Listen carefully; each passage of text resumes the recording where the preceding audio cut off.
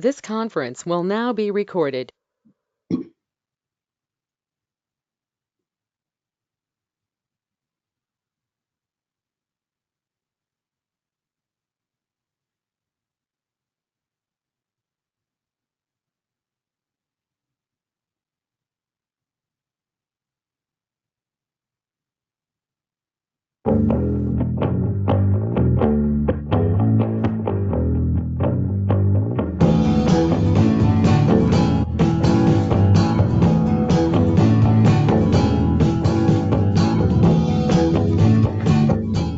All right. Yeah, that's different music, isn't it? Hello, Kristen and Ann. How are you doing today? Hey, hi John. I'm good. The new and improved Bringing Water to Life, everybody. It's exciting, isn't it? Yes. I'm So, so excited. uh, have you guys ever listened to our first season of Bringing Water to Life? Were you an avid listener to version 1.0? Now that we're into Oh, this, I was. I listened to it pretty regularly. did you? What'd you think? Did you like it? Oh, I loved it. I Yeah, loved it was something different every week. that's good. Kristen, you were on the show. You were on the program a few times in the version I 1.0. I was, yes. Whenever I was out in the office, you pulled me into an episode, and that was fun. Yeah, good.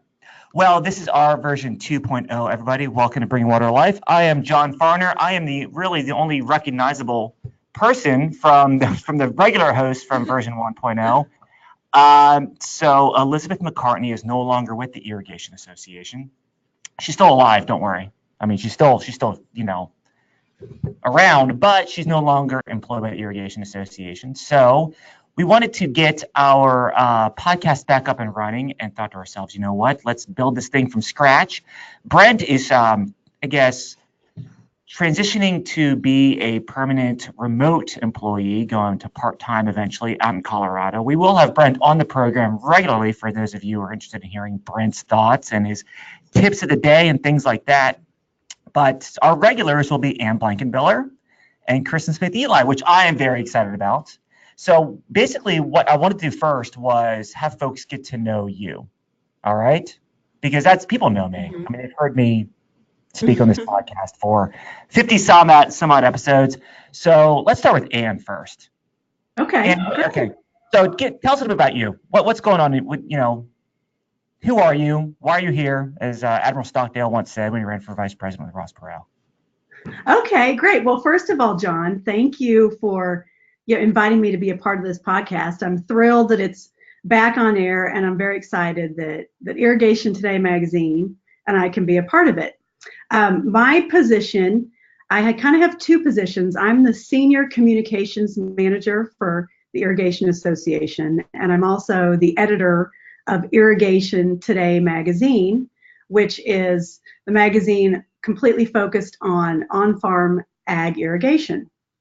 A little bit about me, I actually live in Lincoln, Nebraska, which, I was thinking about this podcast and how we represent all parts of the United States. John's over on the East Coast, Kristen's on the West Coast, and I'm smack dab in the middle.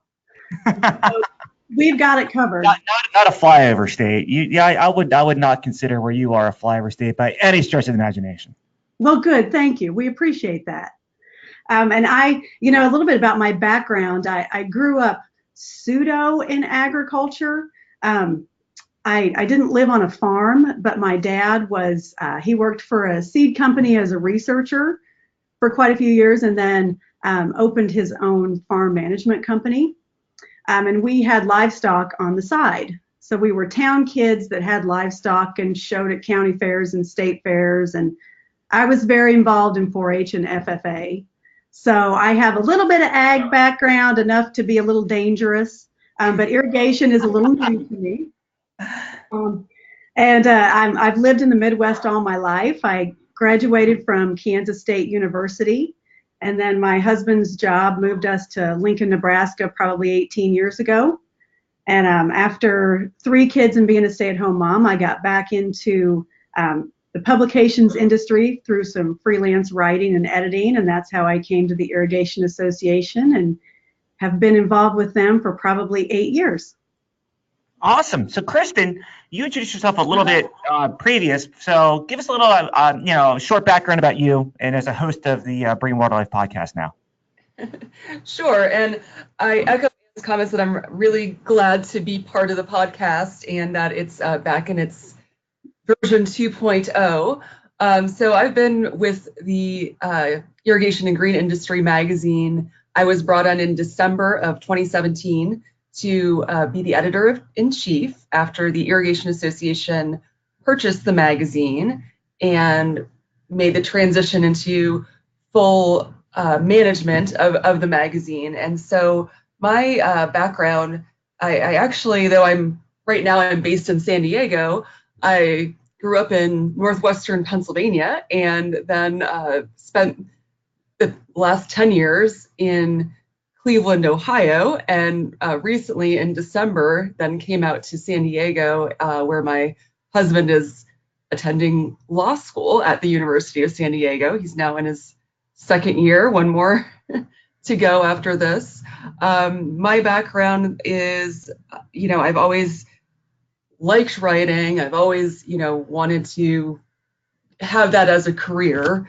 I remember first getting excited about journalism when I was in 7th grade and I had to write a paper on Watergate and I didn't know what it was. And so I got really interested in journalism from that point and recognized just what an important job it is, and went to school for communications, did broadcasting for a little bit. I thought I wanted to do that. And then I found myself working for a newspaper and realized I really liked print journalism, and kind of from that point on stuck with that path. And of course, during this time was like the early 2000s. It was also the time when media was kind of morphing and becoming a little bit of everything. So it wasn't just print or video. As evidenced by us being here today, we're all doing a little bit of everything. We're social media, we're video, we're vloggers, we're, and then print, of course, which is near and dear to my heart. So. Well, good. Now, by the end of the last podcast, Brent, Elizabeth, and I had really good chemistry, and I feel like we will get there. So, not that we don't have good chemistry now, but for our listening audience, it'll only get better. This is already good, but it's going to get better from here, believe me. Now, I would like to introduce one more person, and for those of you, so we're changing some things up. We are available on all of our regular channels. So if you listen to us on iTunes, Stitcher, Google Play, we will always be there. We're now also on iHeartRadio, and we're also on Spotify. There's all kinds of ways to get us. BWTLpodcast.com. We're the same ways. We're also recording us. So as Ann mentioned, I'm out here in Fairfax, Virginia. Ann's out in Lincoln, Nebraska, and Kristin's out in San Diego, California. We are all on webcam right now, so it's like we're talking to each other. We can see each other speak. And we're also recording this, and we're going to try to put this on YouTube as well. So if you want to see us do this podcast, not live because, it won't be live, but it'll be recorded. You'll see us in person recording this. Just go to our YouTube page, and we'll link that from the BWTLpodcast.com, and you can click on that and watch us record this podcast in person. One more person. I'm going to turn your mic. Is Sarah Bunye. Sarah, I'm going to move the cam over to you. Say hello, Sarah. Hi, everyone. So Sarah is the digital content editor for Irrigation and Green Industry. Mm-hmm. Is that right? Okay. And you're going to help out a little bit with the podcast here and there, kind of in the back end, right? And she can chime in every once in a while where she deems necessary. Just put this right here and turn your mic on and chime in. All right. Keep me honest, all right? All right. Kind of like you hear the producers in the background. So anyway, all right. So we're going to start out here. We're not doing the birthday game anymore. Are you guys sad about that or happy about that? I'm a little happy about that because there was always the occasion when you would say somebody who I'm like, oh, shoot, I don't know who that is. Yeah. I was planning on Googling the name every time so I didn't make a fool out of myself. Now, so we have something going on. I have called What Do You Got? And What Do You Got is a way for us to kind of chime in what's going on in our personal lives, professional lives. It could deal with the magazines or work that you're working on. It could be just an announcement, something to start off a conversation, because we have a whole bunch of stuff we're going to start out with our first podcast, and we kind of laid out our next few podcasts here and there. So, Kristin, let's start with you. What do you got this week? Recently I just returned back from Louisville, Kentucky, where GIE Expo was taking place. It's a large, probably the largest trade show for the green industry, with, I guess, I couldn't even tell you how many exhibitors, but they were expecting about 24,000 people there total. So it was a huge event for the industry. They even have, demonstration areas where people can test out mowers and skid steers and things like that. So, so that was kind of the biggest thing that I've been up to lately, just kind of catching up on sleep, because it was definitely a whirlwind week last week. A lot of equipment vendors introducing their, new battery powered equipment, their, newest and improved mowers and trimmers and just you name it. It was really exciting to be here. Any travel issues for you? Planes all went all right? No drama? Yeah, no, everything was good. Good. Yep. That's good. Yeah. So we'll get into GIE in a little bit, because I want to talk to you more about what you saw down there and things like that. So, Ann, what do you got this week? Oh, I have a great what do you got for you, John? Of course you do. Okay, so I mentioned I live in Lincoln, Nebraska. Lincoln, Nebraska is the home of the University of Nebraska.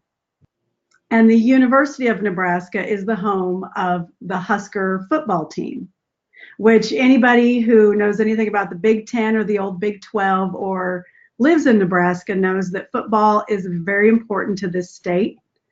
And we have a long tradition of winning 5 national championships, lots of high expectations. And you may not know it, but the Huskers started their season and they are 0-6. I did know that. It kind of has made the news, unfortunately. They had not won a game coming into Saturday. In fact, they had lost the last 10 games in a row, which is just unheard of around here. And I'm very happy to report that Saturday the Huskers finally got their first victory. So we went from Elizabeth talking about Cincinnati football nonstop to Husker football. This is great. From one to another. Fantastic. No, that's good. I'm sure people were celebrating in the streets in Lincoln, Nebraska. Oh my gosh, the entire state breathed a sigh of relief. I thought I felt something coming from Nebraska. Yeah. So my what do you got is, I don't think I told anybody here yet. I was in a very bad car accident Saturday night, like really bad. Oh my gosh. Yeah, I can't really go into detail about it because it's still under investigation, and this is going to be a public podcast. So it's but yeah, my car. Let me see if I can show a picture of my car real quick. I'll hold up to the webcam so you guys can see it. There it is. Let's see if I can do that right there. Can you see that? Dawn. Sort of. Yeah. Oh my goodness. Yeah, that's that happened on I-70 on Saturday night. So everyone was okay. 2-car accident. I was alone in the car, and the other passenger was alone in a passenger van driving. So yeah, that's my what do you got. It was quite an eventful weekend, to say the least. So anyway, Are you okay? I am fine. I have an airbag burn on my leg. That's the only injury I got. Whoa. Airbag deployed, and yeah. So I want that to be kind of an interesting what do you got, not a sad what do you got. So don't nothing is sad about it. I'm probably gonna get a new car out of the deal, so that's all right. Insurance should come through. So yeah, so I can keep you updated on that. But again, this podcast too, we've gotten a lot of positive responses. Oh my. Sorry. Whoa. That's my daily call from the telemarketer. That was Commissioner Gordon or something. No. So we sent a press release out about this podcast being released last week. And is that right? Right. Friday. Yeah, and we got a lot of responses saying, can't wait to hear you. This is fantastic. So sometimes you talk into these mics right here and you think no one is listening because it's just us now talking to each other, and it's kind of like, huh, that's great, and kind of put it out there into the ether. But yeah, it's pretty exciting. People are pretty excited about it. So I was happy to feel welcome back into the podcast world. So before we get into some of the things I want to talk about, we're going to try to condense this podcast to a little shorter. We were averaging just over a half hour for the last go round. I think we're going to try to average anywhere between 20 minutes to 30 minutes in the 25 minute range. Sometimes we'll go over, sometimes we'll go under. Is that okay with you? You're the one that was harping on me to get it to 20 minutes. Is that good with you? Is that all right? Yeah. Okay. All right. Yeah, just making sure, because I don't know. I listen to podcasts like 45 minutes to an hour. So. Yeah, I don't listen to podcasts. Oh my God. Okay, never mind. I'm a bad millennial. We'll just turn her microphone back off. Okay. All right.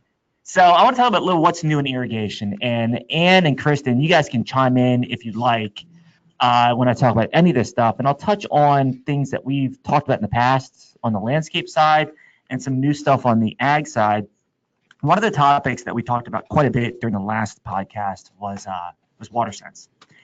And one thing that I talked about quite a bit was WaterSense not being authorized by Congress, which means that it's funded out of the discretionary funds of the EPA, which means that in a nutshell, whoever is the president or administrator can just with a strike of a pen get rid of the WaterSense program in a day. There's no statute, there's no law saying that WaterSense must exist. Now it looks like there will be. There is a bill that passed both the House and Senate, the America's Water Infrastructure Act of 2018. It is Senate Bill 3021. If anybody is nerdy enough to want to go read that piece of legislation, it's about 130 pages long. Anyway, the WaterSense program is in there for authorization. There is no funding attached to it. There's no minimum or maximum amount of money that WaterSense will be authorized at, other than the program shall exist by statute now. And in here, it talks a little bit about how it's going to be structured, talk about how the goals are to reduce water use, reduce the strain on public water systems, conserve energy, preserve water resources for future generations. Now, I'll get on a soapbox real quick here and say that I would rather it be positive in nature than negative in nature. The word conserve, reduce, that's fine, but one thing that the IA was really focused on was the original intent of this program, which is to promote and enhance the market for water efficient products and services in a positive sense, rather than taking away. We want to give these promote these technologies into the marketplace. Now, it will say that it talks about voluntary labeling of and other communications regarding such products, buildings, landscapes, facilities, processes, and services. And it goes into irrigation technologies and services, point of use water treatment devices, plumbing products, water reuse and recycling technologies, landscaping and gardening products, including moisture control or water enhancing technologies, xeriscaping, and other landscape conversions that reduce water use. The IA I'll go on record now, was not in favor of that language. We tried to get it removed. We were successful in some iterations of this bill. We were not successful in this iteration. We felt that WaterSense's expertise lied on the technology side, not the plant side. But we will work with them to make this program great. And if that's part of it, it's part of it. So whole house humidifiers and water efficient buildings or facilities. So as far as the industry goes and the IA goes, we see that it is good news that the WaterSense program is authorized. It will be once the president signs this piece of legislation into law, which he's expected to do soon. I've heard no indications that he is not going to sign this bill into law. But yeah, so any thoughts on that, Kristin? You're tied in close to the landscape industry these days. Yeah, no, I think it's really good for the industry. We've been following this and posted that recent news that that it did indeed pass. So yeah, I think it just kind of we'll continue to promote efficient irrigation in landscaping, and that's, I think, a trend that's not going away as water becomes more scarce and kind of people, municipalities and such, have a little bit more scrutiny on what's being used to water people's lawns and landscapes. So so it's a great. Good.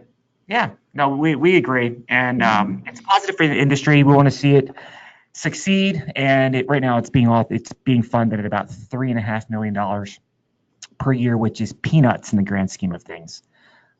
So we'd like to see that funding go up a little bit, focus more on promoting efficient irrigation technologies and services in the marketplace, and look at the other programs that are associated with WaterSense to do that as well. So one other thing I want to bring up before we get into GIE and some other news, on the 19th last week, the president was in Arizona. President Trump was in Arizona and signed a presidential memorandum on promoting reliable supply and delivery of water in the West. Have you guys heard about this at all? Did it make the news out there near you? I saw it online, but it wasn't necessarily in the news here, in my region. So for years, I've been with the IA since 2008. So the past 10 years in California was in a significant drought was basically in a drought. It got out of a little bit and then it hit a bigger drought later on. So in the 10 years that I've been here, they've been in some sort of drought in one way or another. And a lot of it was tied to the environment, lack of rain, natural cause drought. But even in times of rainy seasons, there is what's called a regulatory drought that exists as well, which means that water is tied up and cannot be used for either urban or rural uses because of environmental regulations. In this case, it's the Endangered Species Act. In other cases, it could be the Clean Water Act, et cetera. So the president signed a presidential memorandum stating that the Departments of Commerce and Interior shall work together to look at these types of regulations in California and look at opportunities to increase both infrastructure opportunities and storage and conveyance opportunities throughout California, focusing on making more water available for agriculture. So again, we see this as a positive thing. I know that some grower organizations, Family Farm Alliance, California Farm Bureau, Western Growers, and I believe California Water Alliance, forgive me if I'm wrong on that, they had a press release that went out welcoming this news. I know Congress has got on board with it, at least the majority parties in Congress, Republicans in Congress. But also the Wall Street Journal ran an editorial from the editorial board last week, over the weekend, that basically welcomed this news, which I was not surprised at, but I was surprised they ran it and surprised they focused on this from the Wall Street Journal. But it basically goes into some of the details about, in 2010, a federal judge they scored the U.S. Fish and Wildlife Services for sloppy science and unidirectional prescriptions that ignore California water needs. So it goes into a little bit about the Ninth Circuit Court of Appeals and the federal judge Wanger, who made that decision.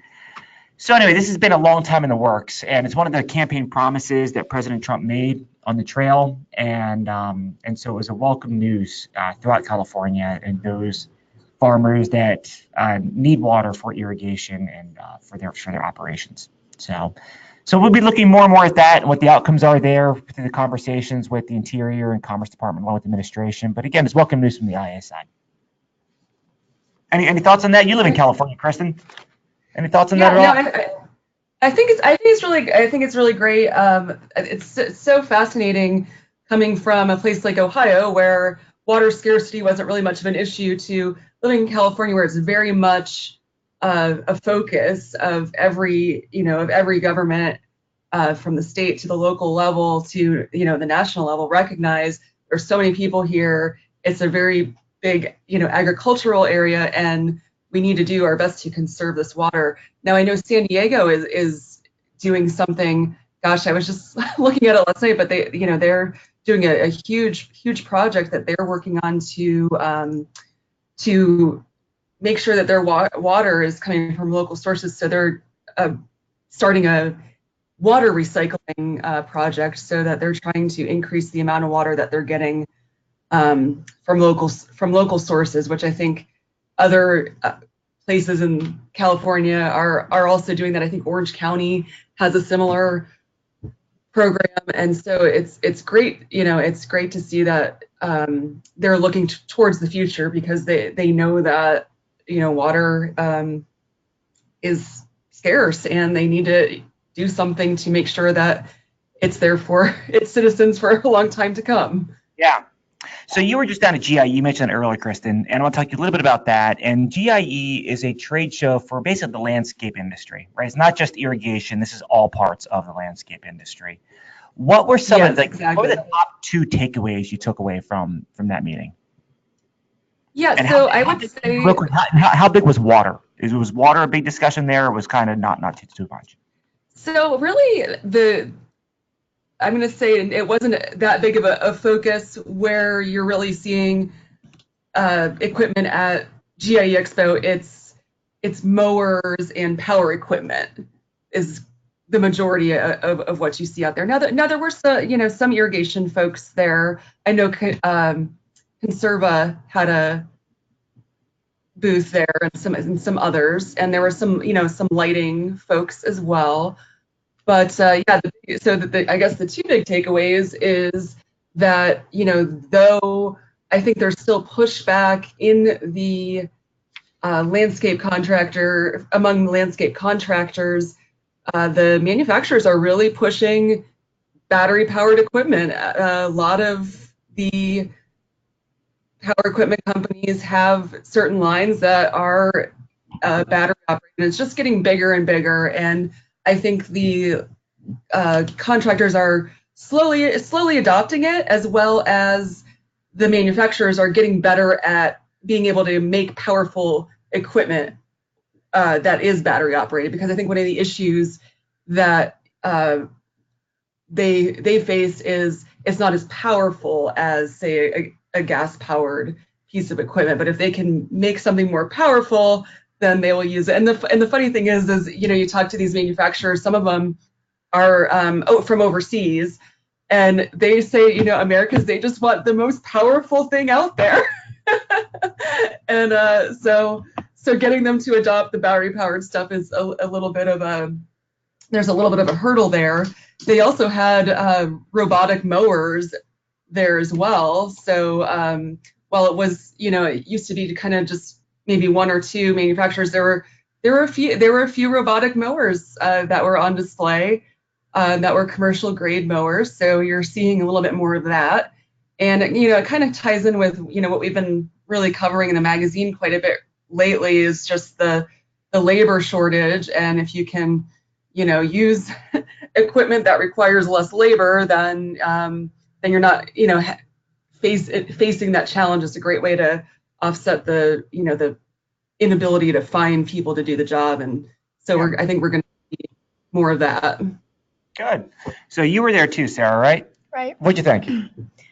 Well, I'm relatively new to the irrigation and green industry. So what was your initial reaction walking into the equipment? Well, it was just huge. Huge? And I had no idea how many companies and brands and products were out there. So it was pretty eye-opening to me. Good. Well, that's good. And you'll get more and more ingrained as you continue to work with Kristin on the irrigation green industry side and with the IA. So that's good. Good. Yep. And it was interesting. Oh. No. Go, Kristin. Go ahead. Yeah. So it was interesting because it was just so huge, and Sarah was there, as well as Mary Villano, who's an editor with us. We covered so much terrain, and we visited so many companies. I believe I walked about 10 miles every day at the show. So we were just exhausted. It was good though. Yeah. So Ann, you and I are heading out of town in a couple of weeks, right? Together? Yes, going to the Farm Broadcasters Convention in Kansas City. Yeah. So that is the meeting of all of the basically the ag radio stations all attend, and we are attending on behalf of the Irrigation Association. And I will say this podcast is going to be more towards the irrigation side. Our last iteration was big picture water. This is going to be more focused on irrigation. So we're going to welcome the fact that we are run by the Irrigation Association with open arms, and we're going to have a strict focus on irrigation. So we're representing the Irrigation Association there, and basically the ag radio stations walk around and interview us about issues facing the industry, which is going to be great. And we're hoping to tie this into a pretty cool feature we're having at the Irrigation Show this year, which is the first week of December in Long Beach, California, and that's Radio Row.